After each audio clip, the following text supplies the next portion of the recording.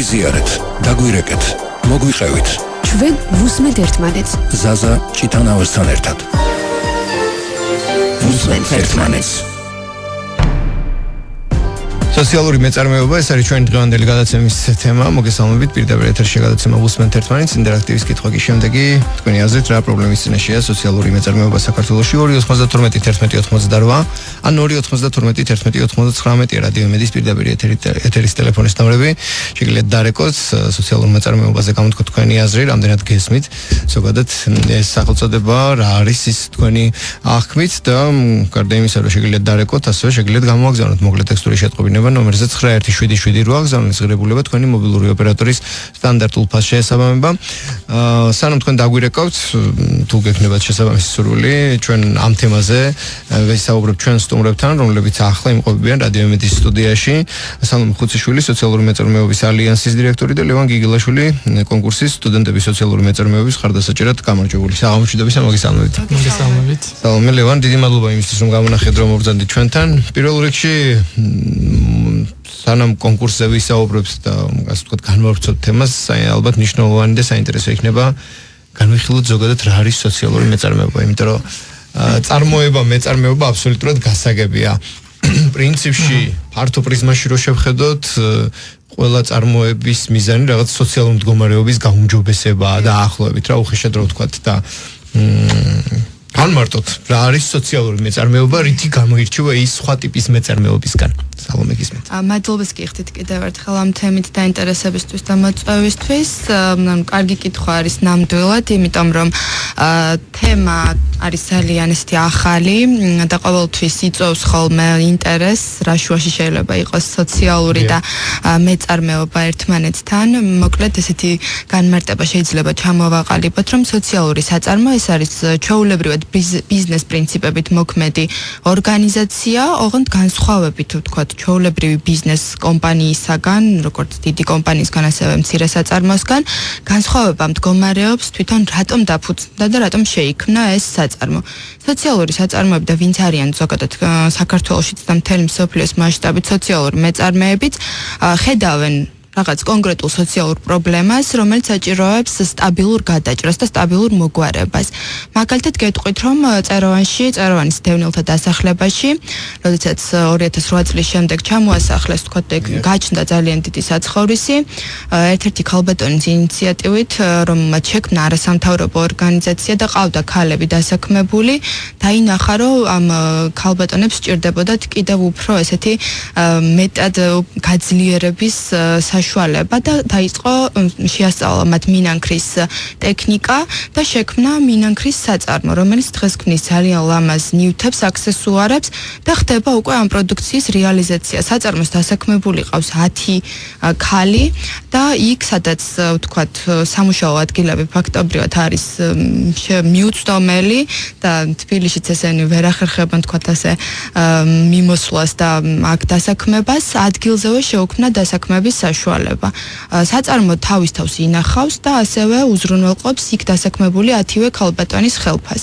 ეს რაოდენობა, ვთქვათ, ამ დასაქმებული ადამიანების თანდათანობით გაიზარდა. თავიდან იყო სულ რამდენიმე ქალი და დღეს უკვე 10 არის მათი რაოდენობა და სამომავლოდაც სარწმუნებული ვარ, რომ იმდანად აქტიურები არიან თვითონ და ისე შემოქმედებითად და მოტივირებლად უდგებიან ამ საქმეს, რომ კიდევ უფრო გაიზრდება მათი საქმიანობა. და მათი საქმიანობა გარდა იმისა, რომ ვთქვათ, თვითონაც ეკონომიკურად გაძლიერდნენ, ასევე მოტივაციას უქმნის იქ მაცხოვრებელ სხვა ქალებსაც, ახალგაზრდებსაც და არის, ასე ვთქვათ, საკმაოდ მნიშვნელოვანი საქმე. ასეთი ტიპის საწარმოები არის საქართველოში სხვადასხვა რეგიონებში არის შექმნილი და არ არის ეს მხოლოდ დასაქმებაზე ორიენტირებული სოციალური საწარმოები, არის მაგალითად გარემოს დაცვითი სოციალური საწარმო, რომელიც აგროვებს მეორად ასე ვთქვათ ქაღალდს, რომელსაც ჩვენ მოვიხმართ ოფისებში და შემდგომ უკვე უზრუნველყოფს ამ ქაღალდისგან მეორადი პროდუქტის დამზადებას, მაგალითად შეგიძლიათ შეიძინოთ თუ ტრენინგების ცენტრი გაქვთ მეორადი ფლიპჩარტის ქაღალდი, რაც უზრუნველყოფს იმას, რომ ჩვენ აღარ ვჭრით ზედმეტად მაგალითად ხეს და მოვიხმართ პროდუქციას, რომელიც გადამუშავებული არის და არის აბსოლუტურად ხარისხიანი და ჩვეულებრივად გამოსადეგი ტრენინგის პროცესისათვის და სამომავლოდ კიდევ ეს პროცესი უზრუნველყოფს უკვე ჩვენს ჯანსაღ მომავალს. ასეთი ტიპის პრობლემები არის ძალიან მრავალფეროვანი და შესაბამისად ნებისმიერი ტიპის პრობლემაზე როგორც ვახსენე თავიდანვე, რომელიც საჭიროებს ასეთ სტაბილურ მოგვარებას და არაერთჯერად მოგვარებას, არსებობს უკვე სოციალური საწარმოები საქართველოში და დაახლოებით ასეთ რაოდენობრივადაც თუ ვიტყვით 70 სოციალური საწარმო არსებობს საქართველოში, რომელიც სხვადასხვა სახის საქმიანობას ეწევა. მსმენელი ხაზზე მოусმინოთ მას და შემდეგ განვაგრძობთ დიალოგი საღამოშვიდობისა გისმენთ. საღამოშვიდობით. გისმენთ რომ აზრი გამოთქვა ბოლომდე. რატო არ შეიძლება ყველანაირი საწარმო შეიძლება სუბუქი რეწონებით საქართველოში შეიგრას? მაგალითად ავეჯის კომბინატი. არ შეიძლება უნიკალური ავეჯი დამზადდეს თუ რუმინეთში მზადდებოდა ბულგარეთში იმ სახის ავეჯი საქართველოში დამზადდება და გასაღების ბაზარი იქნება. ბევრი რაღაცები ასეთი საყოფაცხოვრებო მომსახურებისთვის ეს შეიძლება გაკეთდეს საქართველოში და არ იქნება ისეთი უმუშევრობა როგორიც ეხლა არის და გაკეთდეს ბაზარში ტანძალი. კი ბატონო, კითხვა რაში მდგომარეობს თქვენი თუ უბრალოდ აი ამ აზრის დაფიქსირება გინდოდა? ცხოვრობამ უნდა იზრუნოს, რომ შექმნას ასეთი საწარმოები და დაასაქმოს ხალხი. ის ტერიტორიები ქალხლების როგორც ელმაოშენებელია, კიროუშენებელ ქარხანაში ის სახლებს აშენებენ და ის სხვა ქალხლებში და ეს ტერიტორია არა მოსაცმობითო ტერიტორია. თქვენი ხალხი მან შექმნის საწარმოს ისეთ სადაც ხალხი დასაქმება და იქნება უსაქმრობა აღარ იქნება სამუშაოდ უზრუნველყოფილი იქნება ხალხი და არც პოლიტიკაში შეერთება და არც ეხება ცხოვრების საუკეთესო. ხო, მოგეცით ხო აზრის გამოთქმის საშუალება? მადლობა. პირიქით მადლობა თქვენ იმისთვის რომ დარეკეთ და თქვენი აზრი დააფიქსირეთ. დიდი მადლობა მესმის ბატონის გულის ტკივილი, მაგრამ ასე მარტივად ეს პრობლემები ამდენი წელია საქართველოს ცდილობს ამ მსგავსი პრობლემების მოგვარებას და ძველი ბრუნვისკენ დაბრუნებას, თუმცა ასე მარტივი მით უმეტეს დღევანდელობაში ეს არ არის. მოდით ასე ვთქვათ რეპლიკის სახით ვიტყვი თქვენს განმარტებებზე.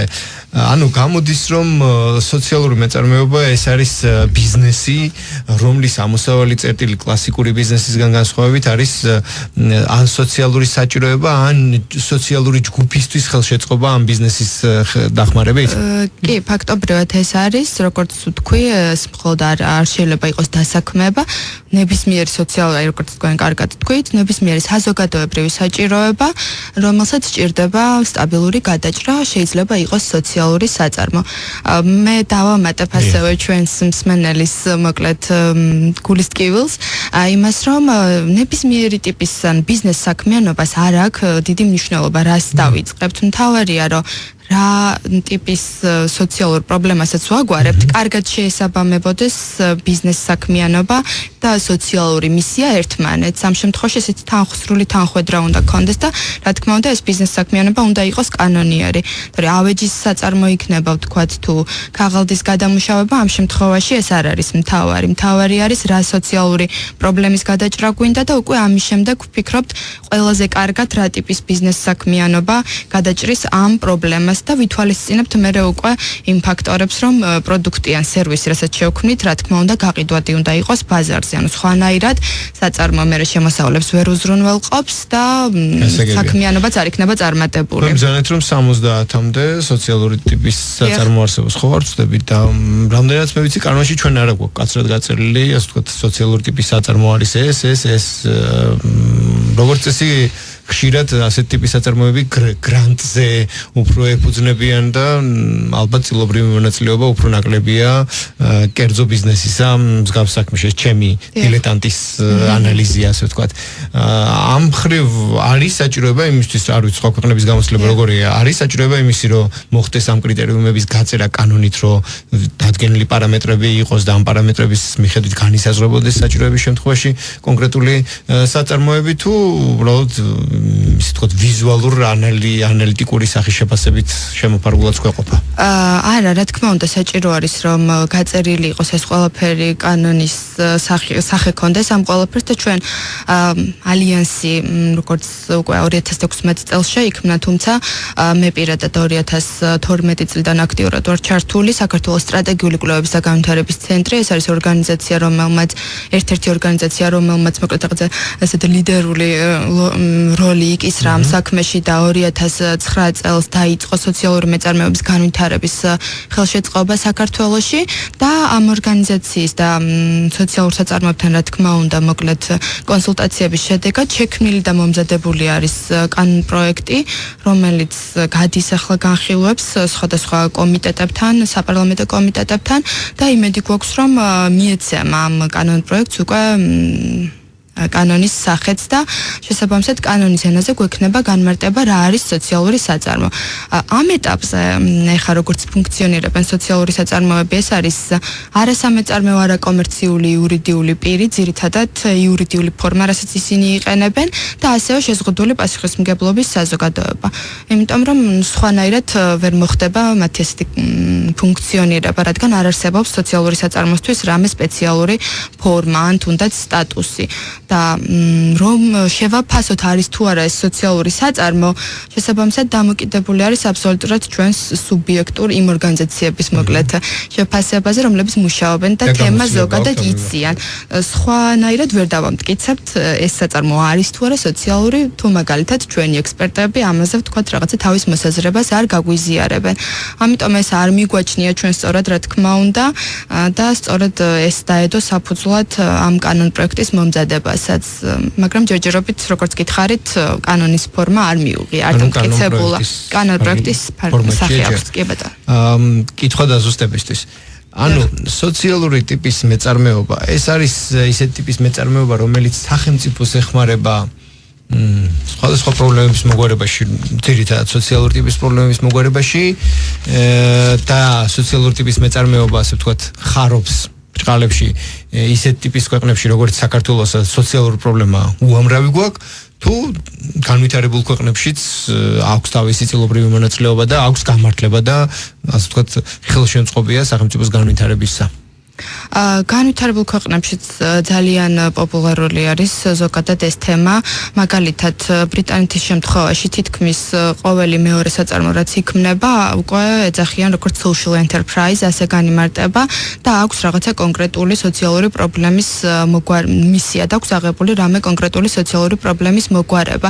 რაც შეეხება საქართველოს შემთხვევაშიც, როგორც აღნიშნეთ, სოციალური პრობლემა ნამდვილად ბევრი არის, თუმცა ძირითადად მაინც ეს დაფინანსება, საგრანტო დაფინანსებაზე არის დამოკიდებული ამ საწარმოების შექმნა, სახელმწიფოსგან არ გულისხმობ, აქ საკმაოდ აქტიურად არის ჩართული ევროკავშირის წარმომადგენლობა საქართველოში და გასცემს ჩვენი პროგრამების მეშვეობით გასცემს ამ საგრანტო დაფინანსებებს, თუმცა ასევე საქართველოში არსებობს ასეთი ფონდი, ბავშვთა და ახალგაზრდობის ფონდი, რომელსაც არაერთი, ეს არის უკვე განათლების სამინისტროს ფარგლებში ფუნქციონირებს, მანამდე იყო სპორტის და ახალგაზრდობის სამინისტროს ფარგლებში და ზუსტად ამ ფონდის მეშვეობით, საჯარო სამართლის იურიდიული პირი, ამ ფონდის მეშვეობით ასევე ფინანსდებოდა, სახელმწიფოს ჩართულობასაც თუ განვიხილავთ, ფონდის მეშვეობითაც ფინანსდებოდა სოციალური საწარმოები საქართველოში. ანუ ეს 70 საწარმო, რაც მე ვახსენე, სულ რამდენიმე დონორი არსებობს საქართველოში და ზუსტად ამ დონორების ესეთი პარალელური საგრანტო დაფინანსებების შედეგად არის ძირითადად შექმნილი.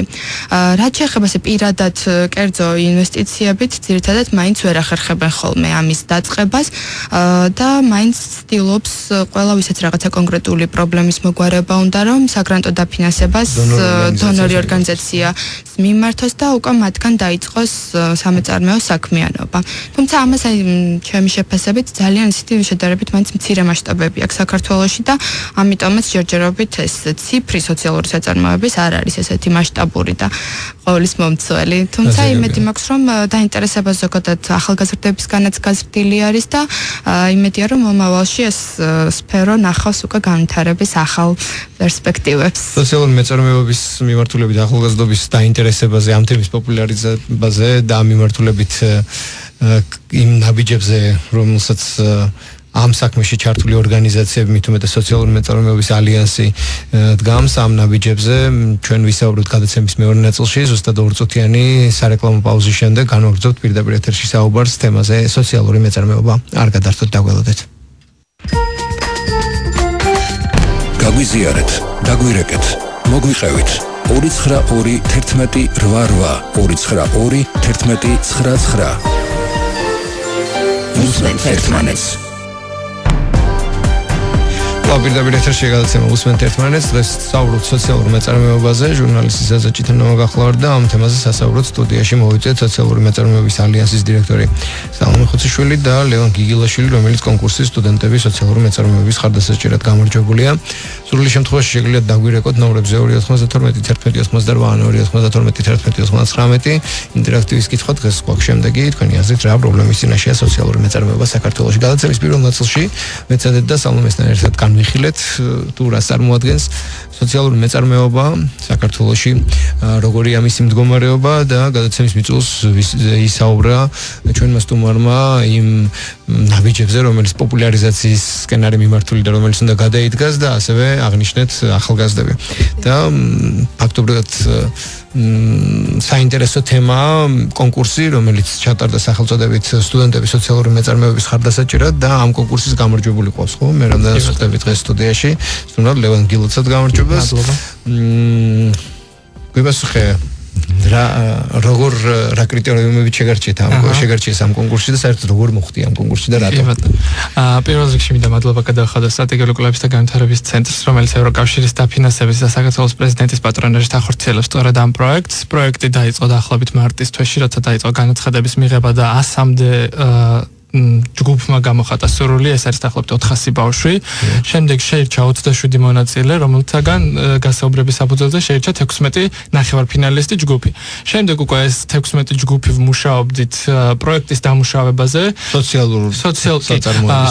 ესე იგი დაგვყეს 4 კაცი, ან 4 ჯგუფიან ჯგუფად და თითოეული მიგვამაგრეს სხვადასხვა სოციალურ საწარმოს, სხვადასხვა ადგილზე, ხო დასავლეთ საქართველოშიც, კახეთშიც, ადგილობრივ თბილისშიც და ერთი თვის განმავლობაში 4 სხვადასხვა ჯგუფი მუშაობდა ერთ და იგივე სოციალური საწარმოს განვითარების გეგმაზე. ერთ თვეში ჩატარდა ფინალი უკვე, სადაც გავაკეთეთ ჩვენი იდეების პრეზენტაცია, თუ როგორ დავეხმარებოდით ჩვენს სოციალურ საწარმოს. ჩემ შემთხვევაში ეს გახლავთ ნუკრიანის სახელოსნოები, რომელიც კახეთში მდებარეობს, სიღნაღის მუნიციპალიტეტის სოფელ ნუკრიანში და რა იწარმოება? ეს არის ტექსტილის ნაწარმი ძირითადად, თექა, სხვადასხვა ტრადიციული რეწვის ნიმუშები, კვილთი, ნაკუწების განკერვა, ქართული ტრადიციული საბნები, რაც არის ჩანთები, ქალბატონების ხელსაქმეა ძირითადად ამ საწარმოს პროდუქცია, საკმაოდ მრავალფეროვანი პროდუქტი აქვთ და სთავაზობენ როგორც სოციალურ გაყიდვაში, ასევე ბიზნესები არიან დაინტერესებული სასტუმროების შექმნით. და ანუ რომ გავაგრძელოთ ეს კონკურსის მიმდინარეობა, ან ფინალურ ეტაპზე უკვე ჩვენ 4 ჯგუფმა გავაკეთეთ ჩვენი პრეზენტაცია ჩვენს იდეებთან დაკავშირებით, როგორ დავეხმარებოდეთ ჩვენ სოციალურ საწარმოს და უკვე ჩვენი გუნდი გადავედით ფინალში, ნახევარფინალიდან ფინალში გავედით და უშუალოდ 1500 ლარიანი გრანტი, რომელიც სწორედ აი ევროკავშირის დაფინანსებით მივიღეთ სტრატეგიული კვლევების და განვითარების ცენტრისგან, უკვე გამოვიყენეთ ჩვენი სოციალური საწარმოს გაძლიერებისთვის. ძალიან ბევრი მიმართულებით, ეს იყო ახალი კორპორატიული კლიენტების მოძიება და ძალიან ბევრ კომპანიას შევხვდით და დასაწყისში რაც დაისვა პრობლემა და რაზეც ისაუბრეთ, რომ ძირითადად არ არის ცოდნა ამის შესახებ, თუ რა არის სოციალური მეწარმეობა და ყველას უკვირდა სიტყვა სოციალური და მეწარმეობა ერთად რა კავშირი იყო და ანუ ბიზნესი, რომელიც მოგებას არ ნახულობს, აი ესეთი კითხვები იყო.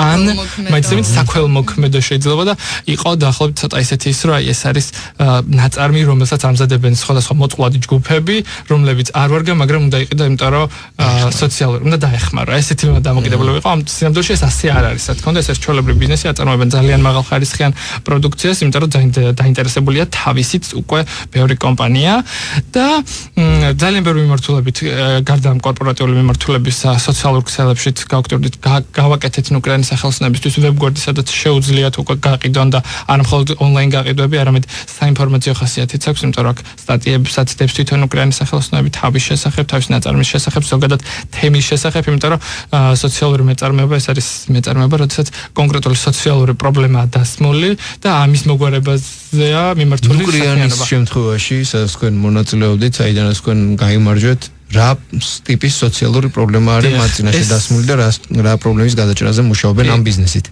კი ბატონო, ეს არის თემის განვითარება, ნუკრიანის სოფელი ნუკრიანის და თემის განვითარება ზოგადად, ამას გარდა ქალბატონები, რომლებიც დასაქმებული არიან ნუკრიანის სახელოსნებში, მათთვის მუდმივი შემოსავლის უზრუნველყოფა და არა მხოლოდ ქალბატონები, რომლებიც ნუკრიანის სახელოსნებში ამჟამად არიან დასაქმებულები, სხვადასხვა პერიოდში სახელოსნებს გადამზადებული ყავს დაახლოებით 150-მდე ქალბატონი, რომლებიც სხვადასხვა კახეთიდან ძირითადად, მაგრამ სხვადასხვა სოფლიდან, რომლებიც შემდეგ უკვე დამოუკიდებლად განაგრძეს საქმიანობა, დამოუკიდებლად აწარმოებენ იგივე ნაწარმს, რასაც ნუკრაინის სახელოსნოები და ყიდიან ტურისტულ სტენდები აქვს სხვადასხვა სიღნაღში, იგივე ბოდბეში, სხვადასხვა ტურისტულ ცენტრებში, კახეთში ძირითადად და გამოფენებზეც გადიან ხოლმე, როგორც ასეთი, ანუ მუშაობენ როგორც ადგილობრივ ქალბატონები თვითონ უკრაინის სახელოსნებში, ასევე გადამზადების ტრენინგ კურსებიც აქვს და სხვა ქალბატონებიც სწავლობენ იგივე სოციალური პრობლემა დასმული იყო გადასაჭრელად თემის განვითარება პლუს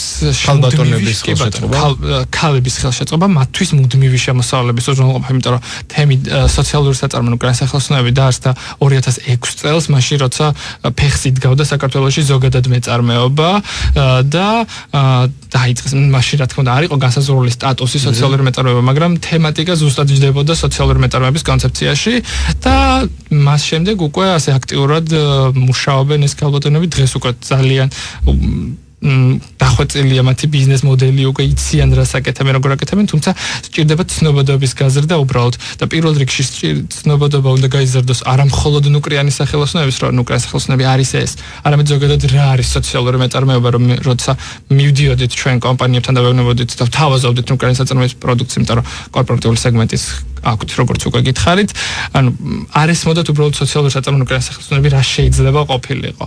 და ჩვენ გვიწევდა ჯერ განმარტება რა იყო ეს მოდელი, ტრენინგ კურსივით ამ კომპანიებთან და შემდეგ უკვე საუბარი იმაზე კონკრეტულად ჩვენ საწარმო რა საწარმოებდა. დავამატებ ლევანმა ძალიან დაწვრილებით ისაუბრა და რატო არის ხო მნიშვნელოვანი, რომ იქ ქალები საქმდებიან ან თემში რაღაცეები ხდება.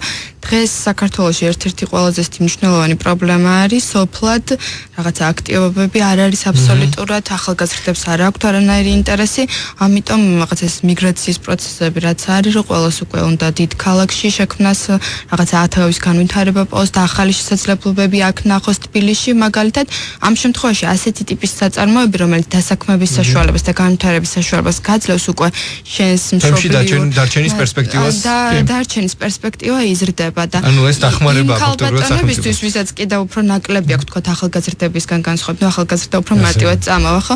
მათთვის კიდევ უფრო განსაკუთრებით მნიშვნელოვანი არის ასეთი ტიპის საქმიანობები და ნუკრაინის სახელოსნოები უზრუნველყოფს სხვადასხვა სოციალურ აქტივობას, რომელშიც ჩართულები არიან მათ შორის ახალგაზრდებიც და ძალიან ხშირად აკეთებს ასე ჩამოყავს თბილისიდან საგანმანათლებლო ტრენინგ კურსები, სხვადასხვა ორგანიზაცია თუ კი რამეს აკეთებს, ძალიან აქტიურები არიან ამ მიმართულებით და მუშაობენ და ანუ ეს არ არის მხოლოდ ქალბატონებისთვის, ან მხოლოდ დასაქმებულებისთვის, ეს არის თემისთვის მთლიანად და ცდილობენ მოიცვან როგორც ახალგაზრდული სეგმენტი, ისე მამაკაცებიც თუნდაც, იმიტომ რომ ხშირად ეხმარებიან მამაკაცებიც საქმიანობაში, იმიტომ რომ სახელოსნოები თვითონ პრობლემა ჰქონდა ადგილი, სადაც აწარმოებდნენ ამ პროდუქციას, იმიტომ რომ დაახლოებით 2016 წელს იყო ხანძარი, მოუწიათ ახალ შენობაში გადასვლა და ძალიან დიდია სოციალური ზუსტად ფონი აქედან, რომ ჩართულობა ადგილობრივების, იმიტომ რომ ხვდებიან, რომ ეს საწარმო რეალურად მათ პრობლემებს აგვარებს და ისინი მზად არიან გარკვეულ პერიოდში უსასყიდლოდაც დაეხმარონ, რათა შემდეგ იქიდან მიიღონ უკავშირი ძალიან სასარგებლო მათთვის და მათი თემის. ძალიან საინტერესოა. დიდი მადლობა ამ განმარტებებისთვის. ჩვენ გადაცემის დასასრულამდე გვჭირდება მეგონი 2 წუთი, ხო? და თუ შეძლებთ რომ ამ 2 წუთში მოკლედ მიპასუხოთ, როგორც ახლა მე ვხვდები, ის დაახლოებით 70 სოციალური საწარმო რომელიც არსებობს, ალბათ იქ ამ საწარმოებში დასაქმებულთა რაოდენობა ბევრი არ იქნება. თითო რო ავიღოთ, ხო? ნუ საშუალო მაჩვენებლით ეს ლოგიკურად ანალიზის სახით ვამბობ, ალბათ ზოგადად იქნება თითო საწარმოში საშუალოდ 5-10 კაცი, ალბათ მე მგონი იშვიათი გამონაკლისის გარდა. სტატისტიკა ასეთია, თუმცა არის 15. არა, შეიძლება მეტიც იყოს ნაკლები, მაგრამ ნუ მინიმალური საშუალო ეს არის. აღნიშნე ლევან, რომ როდესაც ხვდებოდით ბიზნეს კომპანიებს, რათა კორპორაციულ შეთანხმებების ისთვის მიგეღწიათ მათთან, იგივე იმ კონკრეტულ პროდუქტის შეთავაზებისას ჯერ განმარტებები გიწევდათ, ხო? რას წარმოადგენს სოციალური მეწარმეობა? ფაქტია, რომ ამ მიმართულებით ცნობადობის ასამაღლებლად იგივე ალიანს და არ ვიცი სხვა დონორ ორგანიზაციებს ალბათ კარგი მორალური დანახარჯის გაწევა მოგიწევთ, რომ ასე ვთქვათ, ცნობადობა აღიმაღლოს საზოგადოებაში ამ მიმართულებით, მაგრამ გარდა ამისა, საზოგადოებაში ინფორმაციის გავრცელების გარდა ალბათ საჭირო იქნება აი ამ იგივე 70-ის ხელშეწყობა ისე, რომ მით უმეტეს თუ გრძელვადიანობაზე გვაქვს აქცენტი და არა მოკლევადიანობაზე და მათი ხელშეწყობა გრადობას უზრუნველყოფს და უნდა მოიმატოს ამ 70-მა ასე ვთქვათ რაოდენობაში. მით უმეტეს ასე ვიტყვით თუ ისე ვიტყვით, ჩვენს ქვეყანას, სადაც ამდენი სოციალური პრობლემა აქვს, მსგავსი ტიპის ბიზნესის განვითარება სჭირდება და ალბათ ჩემი აზრით, ეს ჩემი სუბიექტური აზრია, რომ სახელმწიფომ გარკვეული სტრატეგიაც უნდა შეიმუშაოს, თუ თანხას ვერ გასცემს როგორც ისეთ როგორც დონორი ორგანიზაციები იმეტებენ, მაშინ რაღაცა ტიპის ხელშეწყობა უნდა იყოს, ან ფინანსური შეღავათი, ან რაიმე ტიპის წამახალისებელი ბერკეტები, იგივე სოციალური მეწარმეებისთვის, რომ ამ ჩარჩოში ჩაჯდომით მეტი ინვესტიციის მოზიდვა მოხდეს და სოციალური პრობლემების შემსუბუქება, თუნდაც ის რა ღირს, რომ რეგიონებში ადამიანებს ხელშეუწყობდა უქმნი განცდას, რომ არ წავალ ამ თბილისში და ვიქნები აქ ჩემთან, იმიტომ რომ ყველა თბილისში თავმოყრა ზოგადად გრძელვადიან პერიოდში ჰარაკირია ყველა ჩვენგანისთვის, მთელი ქვეყნისთვის. მოკლედ რა თქვენ როგორც სტუდენტი რას ფიქრობთ, რა უნდა გაკეთდეს ამ პოპულარიზაციისთვის და თქვენი ასე ვთქვათ სტრატეგიული გეგმა ამ მიმართულებით ალბათ გექნებათ და რაღაცა გაგვანდათ. ჩემი აზრით პირველ რიგში მნიშვნელოვანია განათლების ამაღლება ახალგაზრდებში, ანუ ეს არ უნდა იყოს მხოლოდ არასამთავრობო ორგანიზაციების აქტივობების შედეგი, იმიტომ რომ აქ ჩართული იყავით მხოლოდ 400 სტუდენტი და რეალურად გაცილებით მეტმა უნდა გაიგოს, იმიტომ რომ აქ მთავარი სოციალური საწარმოო უნდა გადარჩეს არა იმიტომ რომ მას ყავს დონორები, არამედ იმიტომ რომ ის თავაზობს ხარისხიან პროდუქტს და ღირებულ პროდუქტს საზოგადოებას. ამიტომ ახალგაზრდებში უნდა მოხდეს ჩემი აზრით პირველ რიგში სწორი ინფორმაციის გავრცელება, რათა ისინი დაინტერესდნენ სოციალური მეწარმეობით და შემდეგ თუ კი მათ გაუჩნდებათ საკუთარი ბიზნეს იდეა, როგორმე იფიქრონ, რომ შეიქნებ ეს თავისი ბიზნეს იდეა მოარგო გარკვეულ სოციალურ საჭიროებებს. იმიტომ რომ შესთავაზო პროდუქტი, რომელიც თვითმყოფად იქნება საწარმო, რომელიც საკუთარ თავს შეინახავს და შეძლებს ამავდროულად სოციალური პრობლემა მოგვარსონ. მთავარი ინფორმაციის გავრცელება ახალგაზრდებში, რომლებიც რეალურად შექმნიან შემდეგ ბიზნეს. ეს ახალგაზრდები იმიტომ არ ვამბობ, რომ მოხუცებს და დასულ ადამიანებს არ შეუძლიათ ამის გაკეთება, უბრალოდ ინფორმაციული ხელმისაწვდომობა ახალგაზრდებზე უფრო მეტი აქვს, იმიტომ რომ შეიძლება გაკეთდეს სკოლებში, შეიძლება გაკეთდეს უნივერსიტეტებში, ან ინფორმაციულად უფრო ადვილად მიაწვდომათ ვიდრე ადამიანები, რომლებიც სადღაც ცხოვრობენ თავის სახლში, თავის საქმეები აქვთ და ძირითადად არ აინტერესებთ ეს რაღაცა. ამიტომაც უნდა მოხდეს ჩემი აზრით ამ მიმართულებით. მადლობა ლევან, სალომე გისმენთ. დავამატებ იმას, რომ ამ ეტაპზე სახელმწიფოს მხარდაჭერა გამოიხატება, მერიის მხარდაჭერა გვაქვს და ხვალ მათ შორის 30 ივნისს იწყება თბილისური ბაზარი, ესეთი ახალი ინიციატივა, სადაც სოციალური საწარმოებით რიყის პარკის ტერიტორიაზე 6 სოციალური საწარმოს პროდუქცია იქნება გამოფენილი და გაიყიდება კიდევაც, ვინც იქ დამთვალიერებლები იქნებიან, შეგიძლიათ თუ დაინტერესდით გვეწვიოთ და ნახოთ კიდევაც სოციალური საწარმოების პროდუქცია. ხვალ 30 ივნისს იქნება 5 საათიდან საღამოს 11 საათამდე. შესაბამისად, თუ მობრძანდებით და კითხვები გექნებათ, კიდევ უფრო დეტალურად გაგაცნობთ ამ ინფორმაციას. რაც შეეხება ეს ასეთი ტიპის მხარდაჭერები არსებობს გარკვეულწილად ინფორმაციის გაცვლა და მოპატიჟება ასეთ გამოფენებზე, რაც რა თქმა უნდა მნიშვნელოვანია და მადლობა ამისთვის. თუმცა უფრო ასეთი სტრატეგიული მიდგომა თუ იქნება, ამას ბევრად უფრო მეტი ეფექტი და გრძელვადიანი კი ბატონო ეფექტი ექნება და ლევანმა კარგად აღნიშნა, ანუ სტუდენტებში და ზოგადად უნივერსიტეტის დონეზე უკვე უნდა მოხდეს ამ განათლების ასე ვთქვათ და ინფორმაციის მიწოდება და სტუდენტებს უნდა კონდეთ საშუალება, რომ მათ თუნდაც რაღაცა კურსის სახით გაიარონ იგივე სოციალური საწარმო როგორ შექმნან, როგორ მართონ და ეს იქნება ესე ვთქვათ რაღაცა შეიძლება უკვე ახალი მიმართულება. პრინციპში როგორც ბიზნესის გაკეთების წინ ხო უნდა გაკეთდეს რაღაც მარკეტინგული ანალიზი, რომ აი ღირს ამ ინვესტიციის ჩადება, რა მოგებას, რა მიმართულებით ჯობია უფრო აქცენტის გაკეთება ამ შემდეგ.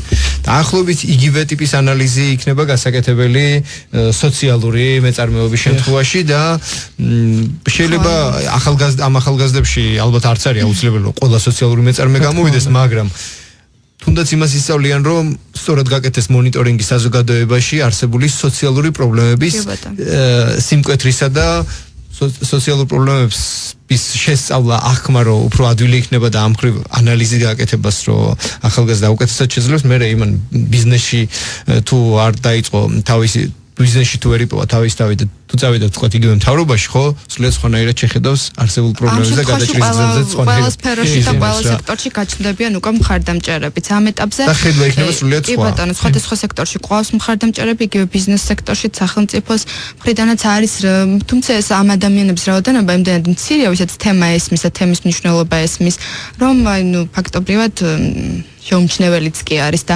რაც ვთქვი, რომ თუ უკვე მოხდება სტუდენტებს უკვე ექნებათ საშუალება გაიგონ რა არის სოციალური მეწარმეობა, რაღაცა ცოდნაც მიიღონ ამაზე, უკვე ამ შემთხვევაში ეს ადამიანები როდესაც დასაქმდებიან, სხვანაირი მხარდამჭერები გახდებიან და სხვანაირად გახდება სფეროს განვითარება. დიდი მადლობა კიდევ ერთხელ მობრძანებისთვის, წარმატებებს გისურვებთ და ზოგადად ისე განვითარებული იყოს ჩვენი ქვეყანა, რომ სოციალური მეწარმეობა ასე ვთქვათ ნაკლებად აქტიური იყოს, მაგრამ როდესაც ქვეყანაში ასეთი პრობლემა გვაქვს, ამდენი სოციალური პრობლემა გვაქვს, ეს ერთგვარი აქტივობა იქნება შემოსავლიანი, რომელთაც შენ რაღაც წილობრივ მონაწილეობას ღებულობ სახელმწიფოში არსებული პრობლემების მოგვარებაში, გარკვეული სოციალური პრობლემების გადაჭრაში. დღეს პრობლემა არის დასაქმება და უშუალოდ ქვეყანაში, ქვეყნის განვითარების შემთხვევაში ეკოლოგიური პრობლემა ყოველთვის დარჩება, სოციალური მეწარმეობასაც შეუძლია ყოველთვის არსებობა.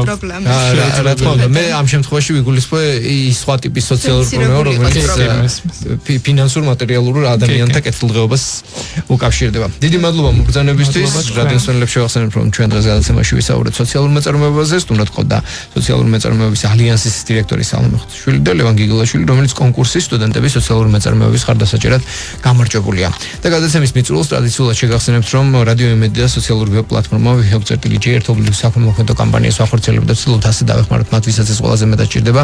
ამ კვირაში ჩვენ ერთი წლის ლუკაშოლიძეს ვეხმარებით, მას აპლასტიკური ანემია აქვს და ძვლის ტვინის ტრანსპლანტაცია სჭირდება, რაც 360,000 ლარი ღირს. დამატებით ინფორმაციის მისაღებად შეგიძლიათ ეწვიოთ ვებგვერდს www.imedi და დაეხმაროთ დღევანდელ ბენეფიციარს ან დარეკოთ ტელეფონის შემდეგ ნომერზე 091771 082. ზარისღირებულება 1 ლარია. დიდი მადლობა იმისთვის, რომ ვუსმენთ ერთმანეთს მომავალ კვირამდე. გაგვიზიარეთ, დაგვირეკეთ, მოგვიყევით. ჩვენ ვუსმენთ ერთმანეთს. ზაზა ჭითანავასთან ერთად. ვუსმენთ ერთმანეთს.